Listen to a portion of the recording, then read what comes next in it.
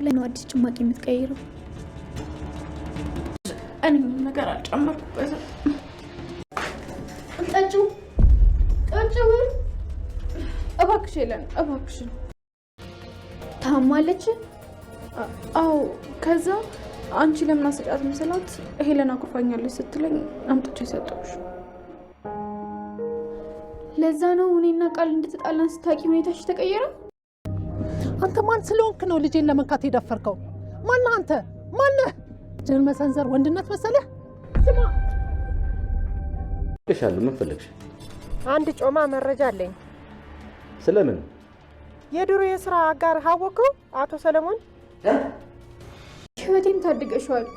እኔ ግን የማይገባሽን ነገር አደረኩ። ብሌን ይቅርታ።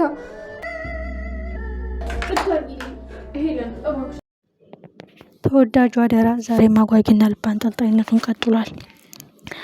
የእሷን ህይወት አተርፋለሁ ብላ የቃል ጓደኛ ብሌንን አንቃ ልገላን ነበር። በስተመጨረሻ ግን ብሌን ቃል ናት ይህንን መጠጥ ስጫት ያለችኝ ብላ እውነቱን ስለተናገረች ምን ያህሎቻችሁ ደስ ብሏችኋል? ምክንያቱም ምን ያህል ልቧ እንደተሰበረ አይተናል። የኔን ህይወት ለማትረፍ ስትይ አንቺን ገድዬሽ ነበረ ይቅር በይኝ እያለች እንግዲህ የቃል ጓደኛ ስታለቅስ አይተናታል። አንዳንዴ መልካም ሰዎች እየቆዩ መልካምነታቸው ሲረዳ መልካም ነው። አንዳንዴ ደግሞ እጃችን አመዳፋሽ ሲሆን በጣም ያናድዳል። እኔ ግን እንቅ ስታረጋት በቃ የእውነት አትናገርም ብሌን ካልተናገረች ካሁን በኋላ ነክሳት ይዛታለች እያልን ነበረ። የቁርጡ ቀን ሲሆን ግን ነገረቻት።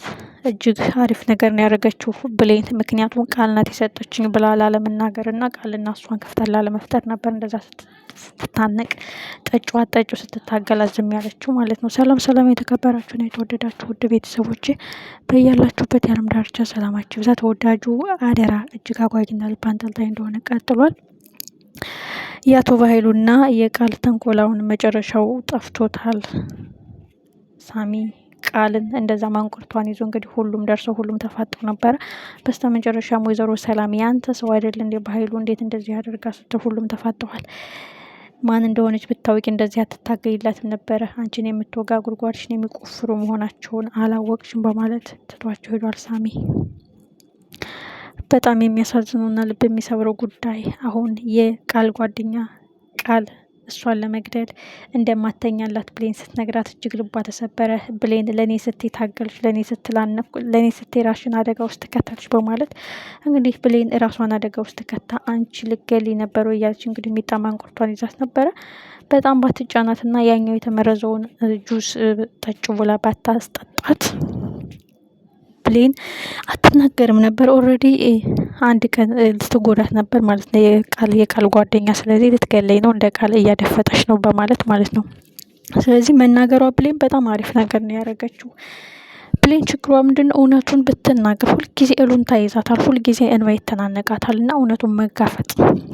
በስተመጨረሻ ግን የወሰነችው ውሳኔ ቃል ናት እንደዚህ ያደረገችው።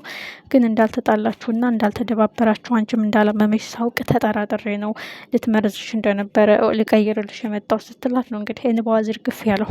በምድር ላይ እንዳንቺ መልካም ሰው አይቻለውቅም፣ እንዳንቺ ደግ ሰው አይቻለውቅም። እየተገፋሽ ሰውን የምታከብሪ፣ እየተዋረድሽ እየተናቅሽ ሰውን የምትወጂ ብሌን እባክሽን ይቅር በይኝ ብላ እግሯ ላይ ተንበርክካ ስትለምናት አይተናልና በጣም ጥሩ ነገር ነው ያደረገችው። ካሁን በኋላ ላንቺ ውለታሽን አልረሳም።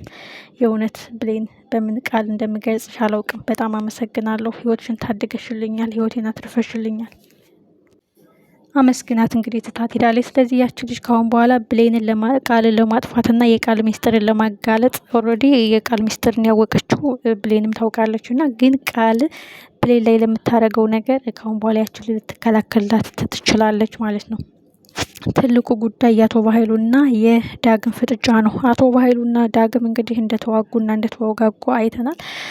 ቃል ደግሞ ይህን አጋጣሚ ተጠቅማ ወደ እኔ መምጣት አለባት፣ አለበለዚያ ለሰላም እነግራታለሁ። ምክንያቱም ወንድሜ ማን የደፈረህ ማን ነው የወጋህ፣ እንደዚህ ለህግ ልንሰጠው ይገባል እያለች እያስጨነቀችው ስለሆነ ዳግምን የመሰለ መልካም ልጅ እንደዚህ አያረግም እያለች የምትከራከረው ሰላም አቶ ባይሉ እንግዲህ ጥርሱን ነከስ እያደረገ በፈገግታ ዳግም እንደዚህ አያረግም ሌላ ሰው ነው እያለ እንግዲህ እየተቀላለዱ ነው። እንግዲህ ዳግምም እንደዚህ እየቀለድክ ያለሁ በጥፉ መተህ ልትወጋኝና ልታከስረኝ ነው፣ እናቴን ልታጠፋብኝ ነው፣ መጠንቀቅ አለብኝ በማለት ዳግምም ከባድ ጭንቀት ውስጥ ገብቷል።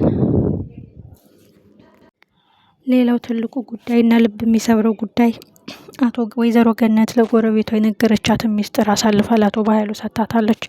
አቶ በኃይሉም እንግዲህ አቶ ሰለሞን የሚባል ሰው ታውቃለህ አብረህ ስትሰራው የነበረው በአንተ እጅ የጠፋብህ ስለሱ አዲስ ትኩስ የሆነ ጮማ ወሬ ያለኝ እያለች እንግዲህ ስትነግረው እጅግ ደንግጧል። በቁሙ ድርቅ ግጥጥ ፍጥጥ ብሎ ቀርቷል። ምክንያቱም በጣም ከፍተኛ ወንጀል የሰራበት በግፍ የገደለው ጨካኝ አረመኔ አቶ በኃይሉ የዛ ምስኪን ደም አሁንም እየጮህና ድብቅ ሚስጥር እንዳለው ስለሚገባው ነው እንደዛ በቁሙ የቃዠው። በዛ ላይ የዳግም አባት እንደሆነ ያወቀለት አስቡት። በጣም ከባድ ነው።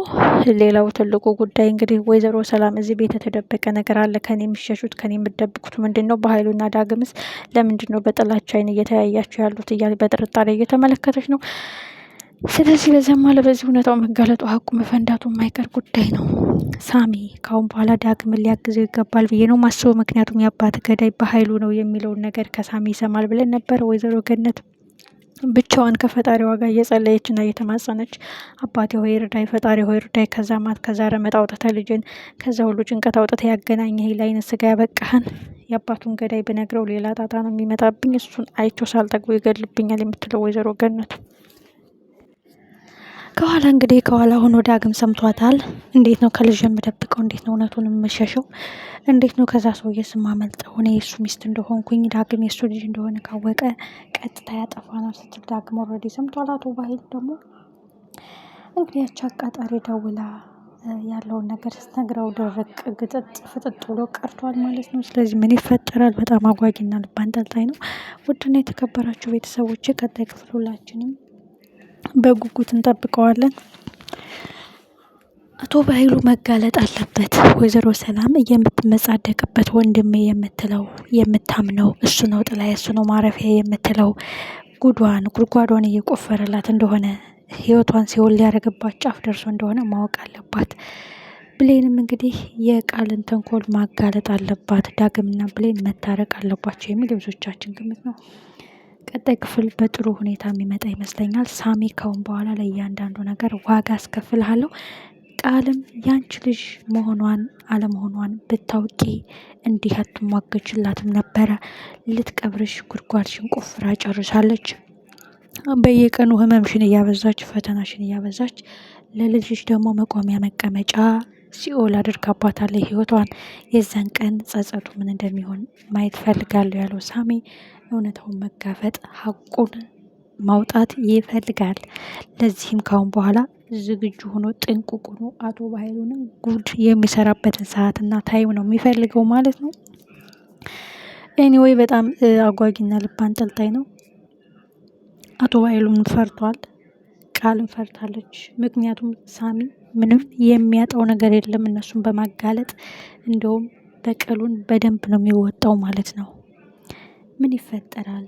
እናንተስ የተሰማችሁን እስኪ የግል አስተያየታችሁን አስቀምጡልኝ። ቀጣይ ክፍል ሁላችንም በጉጉት ባይ